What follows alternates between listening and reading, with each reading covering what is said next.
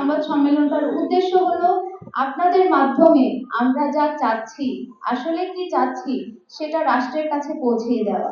আপনারা সমাজের চোখের সমতুল্য, কারণ আপনারা যেটা দেখবেন আসলে আমাদের নীতি নির্ধারকরা যে জায়গাগুলোতে অবস্থান করে সেই জায়গাগুলোতে আমাদের পক্ষে পৌঁছানো সম্ভব না, কিন্তু আপনাদের চোখ দিয়ে সেই কথাগুলো আপনাদের লেখার মাধ্যমে, আপনাদের বলার মাধ্যমে সেই কথাগুলো আমরা সেখানে পৌঁছাতে পারবো।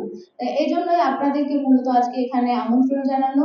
আমাদের আজকের সংবাদ সম্মেলনের মূল উদ্দেশ্যটা হলো আমরা যারা প্রকৃত ক্ষতিগ্রস্ত ভুক্তভোগী শিক্ষার্থীরা, যারা বিভিন্ন সময়ে বিভিন্ন বঞ্চনার শিকার হয়েছি, সেই বঞ্চনার কথাগুলো তুলে ধরা এবং আমাদেরকে যেন অনতি বিলম্বে চাকরিতে ন্যূনতম 3 বছর আবেদনের সুযোগ দেওয়া হয়, সেটার বিষয়ে কথা বলা।